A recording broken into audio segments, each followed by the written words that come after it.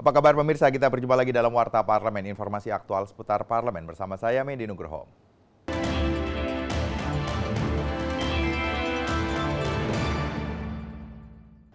Terkait kejadian luar biasa atau KLB penyakit difteri yang melanda sejumlah daerah di Indonesia, Komisi 9 DPR RI mendesak Kementerian Kesehatan untuk segera melaksanakan program imunisasi di seluruh daerah untuk mencegah meluasnya penularan penyakit tersebut.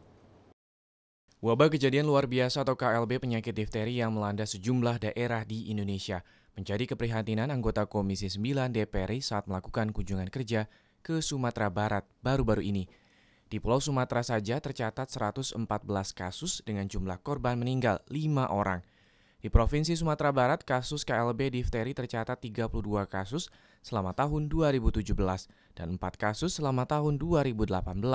Ditemui saat Komisi 9 DPR mengunjungi Sumatera Barat dalam rangka meninjau pelaksanaan Outbreak Response Immunization atau ORI, yaitu pemberian vaksin atau imunisasi untuk pencegahan tertularnya penyakit difteri. Ketua Komisi 9 DPR Dede Yusuf menilai hasil pemberian vaksin di Kota Padang sudah berjalan dengan baik. Ketika di bulan Desember pemerintah sudah melakukan ORI, tentu kita ingin tahu ORI itu sampai nggak di daerah dan dilakukan atau tidak.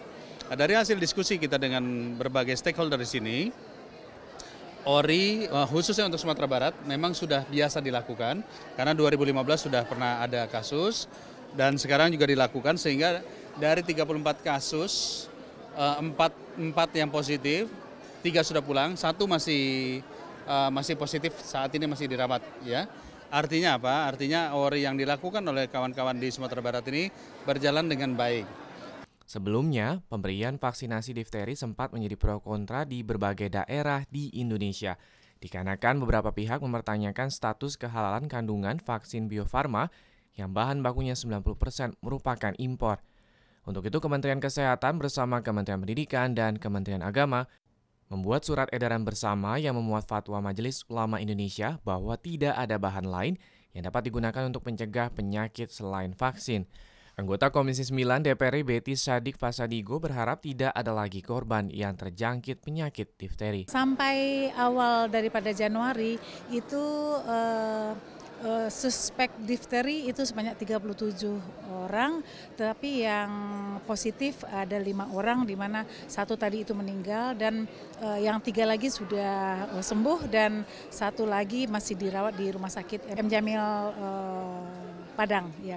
Dari Provinsi Sumatera Barat, Kristio Handoko, TVR Parlemen, melaporkan. Terkait keputusan Parlemen Uni Eropa yang menghapuskan crude palm oil atau CPO dari daftar bahan bakar terbarukan atau biofuel di tahun 2021, Komisi 4 DPR RI mendesak pemerintah melakukan diplomasi dan menyiapkan langkah preventif untuk mengantisipasi penurunan nilai ekspor sawit Indonesia. Ditemui di Gedung DPR RI Senayan, Jakarta, baru-baru ini Ketua Komisi 4 DPR RI Edi Prabowo menyampaikan pemerintah harus melakukan lobi-lobi politik ke sejumlah negara Eropa agar kebijakan Parlemen Uni yang menghapus minyak sawit atau crude palm oil atau CPO dari daftar bahan bakar terbarukan di tahun 2021 dapat dibatalkan. Karena kebijakan tersebut sangat merugikan para petani sawit Indonesia.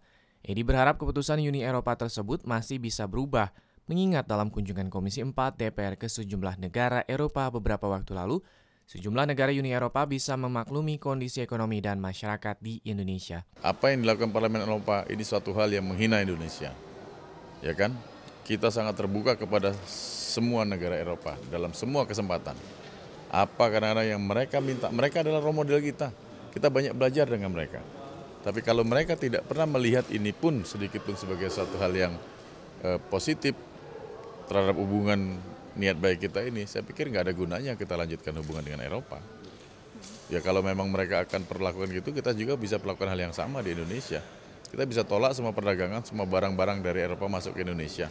Anggota Komisi 4 DPR RI Hamdani menyayangkan sikap Uni Eropa tersebut, mengingat resolusi tersebut sangat mencederai hubungan bilateral Indonesia-Uni Eropa. Untuk itu, Hamdani meminta pemerintah melakukan langkah-langkah diplomatis agar kebijakan tersebut dipertimbangkan untuk ditunda. Menurut Hamdani, keputusan Uni Eropa tersebut syarat kepentingan ekonomi politik.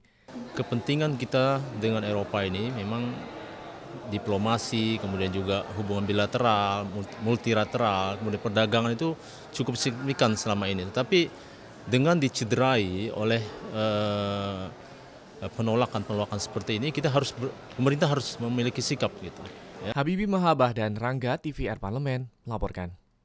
Komisi 7 DPR RI meminta pemerintah membuat mekanisme yang tepat dan terbuka dalam melakukan kesepakatan divestasi saham 51% dengan PT Freeport Indonesia, dan DPR menginginkan agar divestasi saham tersebut tetap mengedepankan kepentingan nasional dan masyarakat Papua. Ditemui di Gedung Nusantara 1 DPR RI baru-baru ini, anggota Komisi 7 DPR RI Eni Maulani Saragi berharap kesepakatan divestasi saham dengan PT Freeport tidak akan membebani keuangan negara. Dirinya meminta perhitungan harga saham yang ditawarkan oleh PT Freeport kepada Indonesia sesuai dengan kontrak berakhirnya PT Freeport di Indonesia pada tahun 2021. Eni mengatakan harus ada keterbukaan dalam proses divestasi saham PT Freeport sehingga tidak ada pihak yang mencari keuntungan pribadi dalam proses divestasi ini. Dengan adanya kepemilikan 51% saham PT Freeport nantinya, diharapkan dapat meningkatkan penerimaan negara dan mendorong pembangunan di daerah. Perundingan antara pemerintah dengan Freeport, bagaimana? Kalau 51% kita beli mahal ngapain?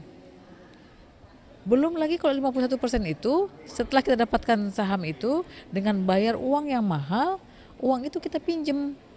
Setelah itu untuk kewajiban smelter, kita juga ngeluarin duit, keluarkan uang juga. Berarti kapan kita dapat feedbacknya, untungnya? Namun demikian, Eni mengapresiasi adanya kesepakatan dari pemerintah pusat untuk memberikan 10% saham PT Freeport Indonesia kepada pemerintah Provinsi Papua dan pemerintah Kabupaten Mimika.